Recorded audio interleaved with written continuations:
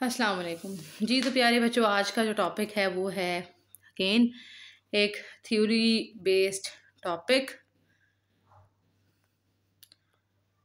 और उसमें हम पढ़ेंगे definitely we will talk about the cell. क्योंकि हमने कहा था कि हम जो है वो कोशिश किया करेंगे कि थ्योरी बेस्ड टॉपिक्स जो हैं वो अपनी ऑनलाइन क्लास में करें।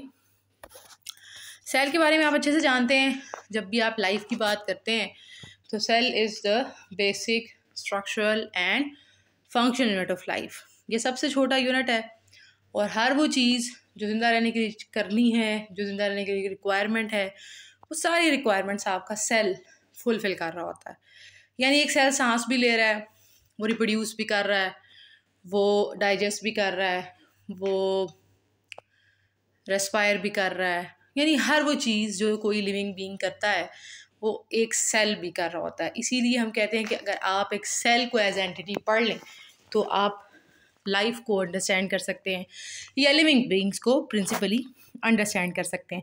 लिहाजा सबसे मुख्तसर साख के अतबार से भी और काम के अतबार से भी जो यूनिट है ज़िंदगी का, वो क्या है? सेल है। This is the best ever definition of the cell.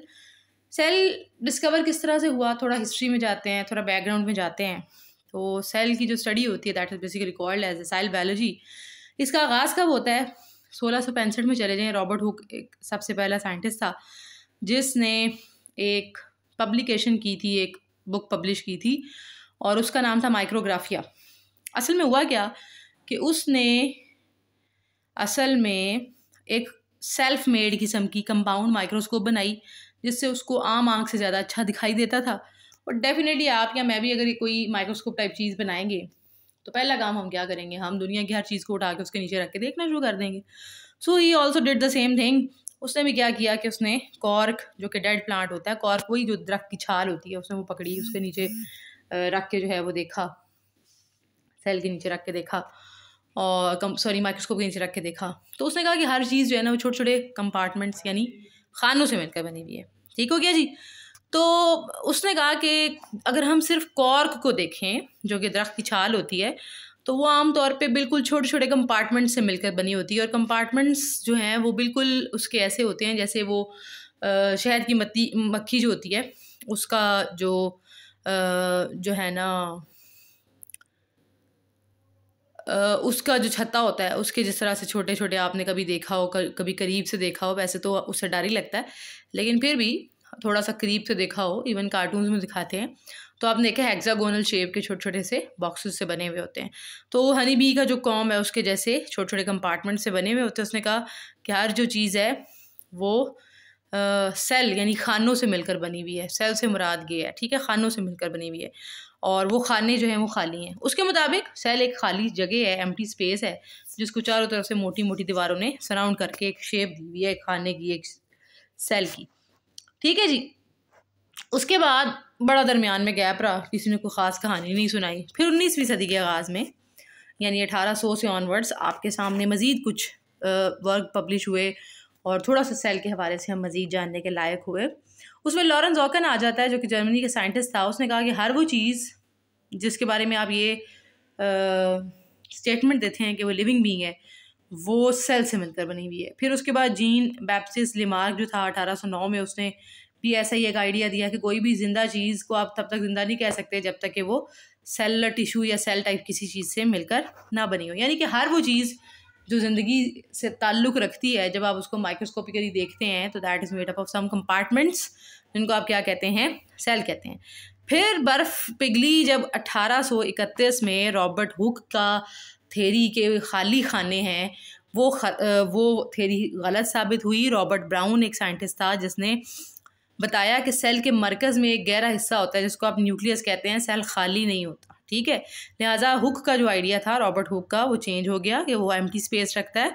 बाद में फिर वो मज़ीद साइंटिस्ट आए हमारे पास। एक जर्मनी का, दोनों ही जर्मनी के साइंटिस्ट थे। एक जोलॉजिस्ट था थिएडर शिवान और दूसरा जो है हमारे पास शील्डन था। दोनों ने 1839 और 1838 में दोनों ने साइमल्टेनियसली अलग अलग काम किया।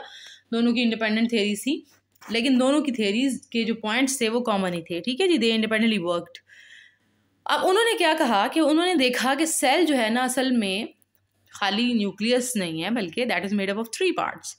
एक है न्यूक्लियस जो कि मरकज़ वाला हिस्सा है, फिर आता है फ्लूइड वाला हिस्सा जिसके अंदर न्यूक्लियस सस्पेंडेड है, और उसके बाद आती है सबसे बाहर वाली मेम्ब्रेन या लेयर जिसने उसको कवर कर रखा होता है, और उसके अंदर ये सारी चीज़ें मौजूद होती हैं। फिर उसने एक एडिशनल पॉइंट भी बताया कि जो पौधे का सेल होता है उसके पास मेम्ब्रेन के अलावा एक सेल वॉल भी होती है जो कि मेम्ब्रेन से बाहर की तरफ जो है वो मौजूद होती है, और वो पौधे और जानवर के सेल को एक दूसरे से क्या करती है, डिफ्रेंशिएट कर रही होती है। ठीक हो गया बच्चों। उसके बाद सेल थ्योरी जो थी वो खासी पॉपुलर हुई, और उसको आज भी जो है वो फंडामेंटल थ्योरी समझा जाता है, बुनियाद समझा जाता है सेल बायोलॉजी की। और उसके बाद मज़ीद जो थोड़ा बहुत काम हुआ वो 1855 में एक और जर्मन फिजिशियन था जिसने हाइपोथेसिस, एक मफरूज़ा कायम किया था कि the new sales were formed only by the division of previously existing living cells. ये वो ज़माना है जब दो कॉन्सेप्ट बड़े कॉमन थे, एक बायोजेनेसिस और एक था ए बायोजेनेसिस। बायोजेनेसिस वाले कहते थे, दो थेरीज थी मेजर, कुछ साइंटिस्ट उसको सपोर्ट करते थे, कुछ उसको सपोर्ट करते थे। लुइस पैस्चर था जिसने असल में सारे मसले का हल निकाला फाइनली, और ए बायोजेनेसिस की जो थेरी है उसको डिस्क्वालीफाई कर दिया गया। असल में थेरी कहती है कि जी बायोजेनेसिस का से मुराद ये है कि सेल कभी भी खुद से नहीं बनता, बल्कि पहले से मौजूदा सेल तकसीम होकर नए सेल बनाते हैं, या पहले से मौजूदा जानदार जो हैं वो अपने जैसे जानदार बना रहे होते हैं। तो ये जो थेरी होती है that is called as biogenesis. और इसकी सपोर्ट में यहाँ आपकी किताब में उसने दोनों का अलग अलग से जिक्र नहीं किया हुआ, लेकिन चूंकि उन्होंने ए बायोजेनेसिस का लफ्ज़ इस्तेमाल किया हुआ, लिहाजा मैं थोड़ा तफसील से आपको बता रही थी कि ये जो थेरी है कि जी सेल पहले से मौजूदा सेल से मिलकर बने हुए हैं। इस थेरी के मुताबिक जो है वो हमारे पास जो है वो हम जो है इस बात के कायल हो जाते हैं कि जो सेल्स हैं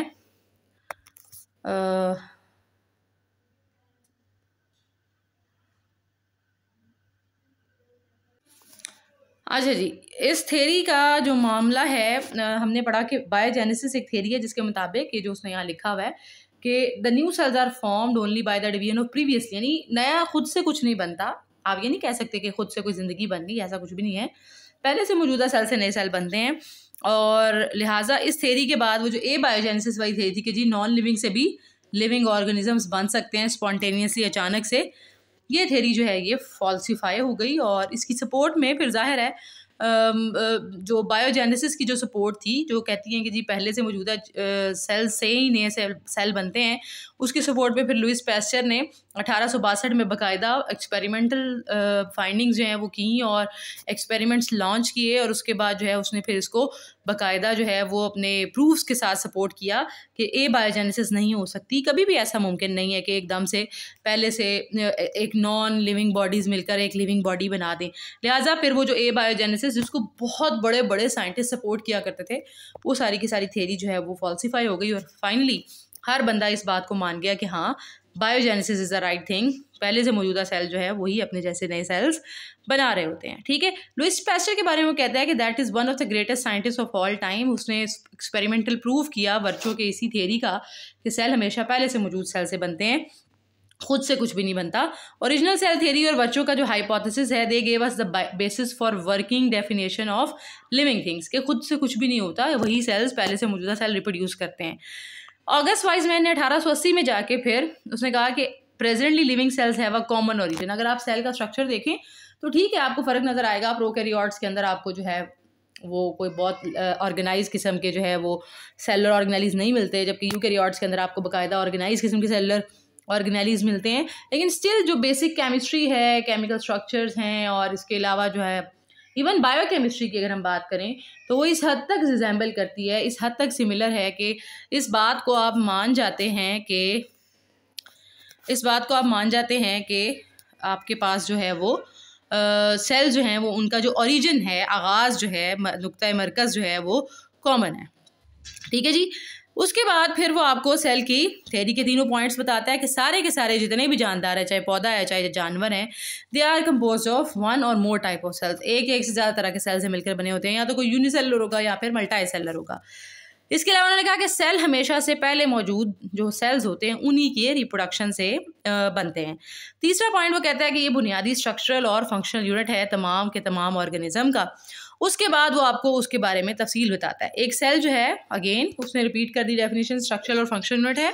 मल्टी सेलुलर ऑर्गेनिज्म की अगर हम बात करें तो वहाँ पर आपको थोड़ी सी डिवीजन ऑफ लेबर मिलती है, ठीक है, वहाँ पर आपको थोड़ी सी डिवीजन ऑफ लेबर मिलती है।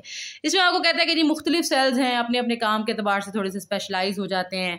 मसला अगर हम एनिमल्स की बात करें तो मसल सेल्स का काम जो है वो थोड़ा साइज़ में लंबे होते हैं, उनका फंक्शन कॉन्ट्रैक्ट करना है, रिलैक्स करना है। नर्व सेल्स की बात करें तो अल्लाह ताला ने उनको इम्पल्स को ट्रांसमिट करने के लिए रखा हुआ है। ग्लैंड्स की बात करें, जब ग्लैंड बोलती हूँ तो डेफिनेटली आपके जहन में कॉन्सेप्ट आता है कि जी कुछ सक्रीट करता होगा, कुछ खारिज करता होगा। आरबीसीज की बात करती हूँ तो ऑक्सीजन की सप्लाई जहन में आती है।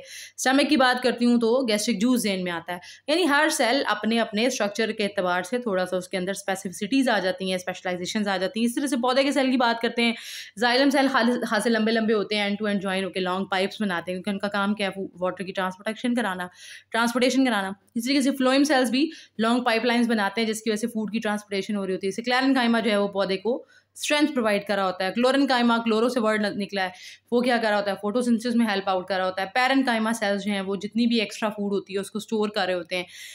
तो ये हर और मेरिस्टेमेटिक सेल्स का काम है कि ग्रोथ करना। अगर साइड पे मौजूद हैं तो वो उसकी लेटरल ग्रोथ में इजाफा करेंगे, अगर टिप्स पे मौजूद हैं तो उसकी प्राइमरी ग्रोथ में इजाफा करेंगे। तो this is how every cell performs its function according to its specificity और स्पेशलाइजेशन। बट उसके बावजूद स्ट्रक्चर और फंक्शनल डाइवर्सिटी होने के बावजूद भी प्लांट सेल और एनिमल सेल में इस कदर कॉमन सिमिलैरिटीज़ इस कदर ज़्यादा हैं कि आपको पता चलता है कि इनका नुक्ता आगाज़ यकीनन सेम होगा। अब उसके बाद बात आ जाती है जी सेलुलर स्ट्रक्चर की, कि सेल का स्ट्रक्चर क्या होता है या किस तरह से बना होता है। तो स्ट्रक्चर जो है कैन बी इधर studied under the light microscope या फिर इलेक्ट्रॉन माइक्रोस्कोप। उसकी वजह ये है कि सेल जो है वो इतना साइज़ में छोटा होता है कि you can never ever be seen able to see the cell with the help of your human eye। उसके लिए फिर आपको कोई ना कोई टेक्नोलॉजी का सहारा लेना पड़ता है। लाइट माइक्रोस्कोप देखेंगे तो बहुत छोटे छोटे सेल्स नज़र आते हैं, जैसे आपको लैब में भी नज़र आते हैं। लेकिन अगर आप सेल को सही मायनों में स्टडी करना चाहते हैं तो electron microscope is the rightest option for you. अगर मैं आपसे ये कहूँ कि किस तरीके से एक सेल को जो है वो स्टडी किया जा सकता है, इवन मैं आपको भी एक्सपेरिमेंटली कहूँ तो आप क्या करेंगे कि सबसे पहले तो एक टिश्यू लेंगे, ठीक है, यानी सेल को आइसोलेट करेंगे। The first thing you have to do is to isolate a cell. और सेल कहाँ से आइसोलेट किया जा सकता है? टिश्यू से ही आइसोलेट किया जा सकता है, ठीक है। तो टिश्यू आपको पता है they are made up of similar type of cells. तो आप एक टिश्यू को क्या करेंगे, डेफिनेटली ब्रेक डाउन करेंगे, ठीक है जी। उसके बाद फिर उस टिश्यू में मौजूद जो सेल्स हैं आप मतलब जब आप उसको ब्रेक डाउन करते हैं तो there will be a concept in your mind कि समहाउ वो टिश्यू ब्रेक डाउन हो गया और सेल जो है वो अलग हो गया। उसके बाद आप सेल की फ्रैक्शंस बनाने की कोशिश करेंगे, ठीक है, और उसको बहुत हाई स्पीड बफर डालते हैं हम उसके अंदर। बफर मैंने कई दफ़ा जिक्र किया कि एक ऐसा सोल्यूशन होता है जो अपनी पीएच में तब्दीली नहीं आने देता। तो आपको पता है कि लिविंग बीइंग्स की पीएच बड़ा मैटर करती है उनकी लाइफ के लिए। तो ज़रा सा भी पीएच में चेंज आया तो फिर वो वायबल नहीं रहते, जिंदा नहीं रहते। But you have to study the cells in its viable condition. तो इसके लिए फिर हम बफर इस्तेमाल करते हैं एज अ बेस। और हम क्या करते हैं कि हम पहले तो जब फ़र्ज़ करें कि मैंने चिकन का लिवर ले लिया as a tissue, as a source. Lab में एक्सपेरिमेंट कर रहे हैं ना, हम सेल को देखना चाहते हैं, तो उसको हम जो है सबसे पहले जो है वो क्या करेंगे, ग्राइंडर में डाल के ग्राइंड करेंगे। उसके बाद हमारे पास होमोजेनाइजर्स होते हैं, मैनुअल होमोजेनाइजर्स होते हैं, उनमें होमोजेनाइज करते हैं, बफर मिक्स करते हैं ताकि चीज़ें जो है वो अपनी असली हालत में रहें। उसके बाद आप क्या करेंगे, बहुत हाई लेवल पे, हाई स्पीड के ऊपर आप उसको सेंट्रीफ्यूज मशीन में डाल देंगे और उसको सेंट्रीफ्यूज करेंगे। और डिफरेंट स्पीड्स पे आपके पास डिफरेंट जो है ना वो पैलेट्स आना शुरू हो जाएंगी। पैलेट से मुराद क्या कि चीज़ें जो है वो सेडिमेंट होना, नीचे जाके सेडिमेंट होना शुरू हो जाएंगी। और हर पैलेट जो है वो स्पीड के अतबार से आप जो है, कभी आपको न्यूक्लियस की पैलेट मिल जाएगी, वो सबसे ज़्यादा डेंस होता है, तो डेंसिटी के अतबार से चीज़ें जो है वो सेटल होना शुरू हो जाएंगी। आपको न्यूक्लियस की अलग से मिल जाएगी, माइटोकॉन्ड्रिया अलग से मिल जाएंगे, एंडोप्लाज्मिक रेटिकुलम अलग से मिल जाएंगे, राइबोसोम्स अलग से मिल जाएंगे। तो दिस इज़ अ टेक्निक जिसको आप कहते हैं सेल्फ फ्रैक्शनेशन, के सेल को उसकी फ्रैक्शंस में डिवाइड करना। तो इसमें डेफिनेशन जरूर पढ़िएगा, वो लिखता है तीसरी लाइन में देखिएगा, वो लिखता है during the self fractionation tissues are homogenized. मैंने आपसे पहले कह दिया कि पहले उनको होमोजेनाइज किया जाता है या फिर उनको डिस्टर्ब किया जाता है ख़ास किस्म के इंस्ट्रूमेंट्स के ज़रिए, यानी आप अपने हाथों से होमोजेनाइज नहीं कर सकते। और वेरियस उसके बाद नेक्स्ट स्टेप क्या करते हैं कि सेल के जो मुख्तलिफ हिस्से होते हैं उनको सेपरेट किया जाता है। उसके अंदर प्रिंसिपल जो इस्तेमाल हो रहा है that is the density gradient centrifugation, यानी बहुत हाई अल्ट्रा स्पीड के ऊपर हम उनको सेंट्रीफ्यूगल फोर्स के तहत जो है वो घुमाएंगे और जो चीज़ें हैं सेल की जो फ्रैक्शंस हैं वो डेंसिटी की बुनियाद पे जो है वो नीचे सेटल होती चली जाएंगी और हम हर एक पैलेट जो है वो अलग कर लेंगे।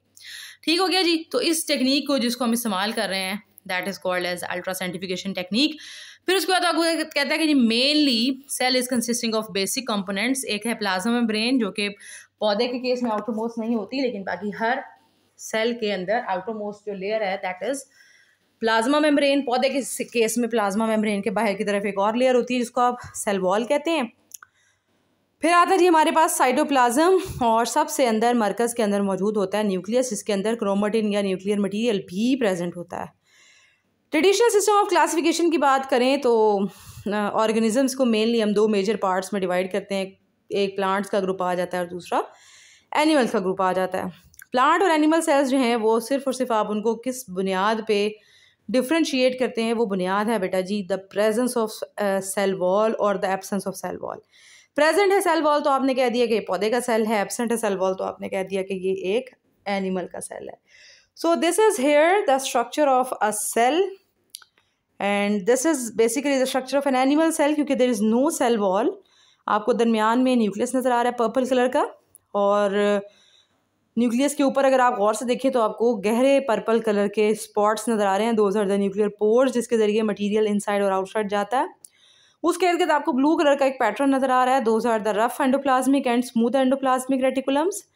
और उसके बाद आपको एक फ्लैजिला दिखाई दे रहा है जो कि उसके अंदर से निकला हुआ है, सेल के अंदर से पॉइंट आउट हुआ हुआ है, जो कि डेफिनेटली लोकोमोटरी पर्पस के लिए इस्तेमाल होता है। माइटोकॉन्ड्रिया लेबल हुआ हुआ नज़र आ रहा है, सेंट्रियूल नज़र आ रहा है, पैरोक्सिसोम्स नज़र आ रहे हैं, माइक्रोट्यूब्यूल्स वगैरह मिलकर जो साइटोस्केलेटन बनाते हैं वो दिखाई दे रहा है।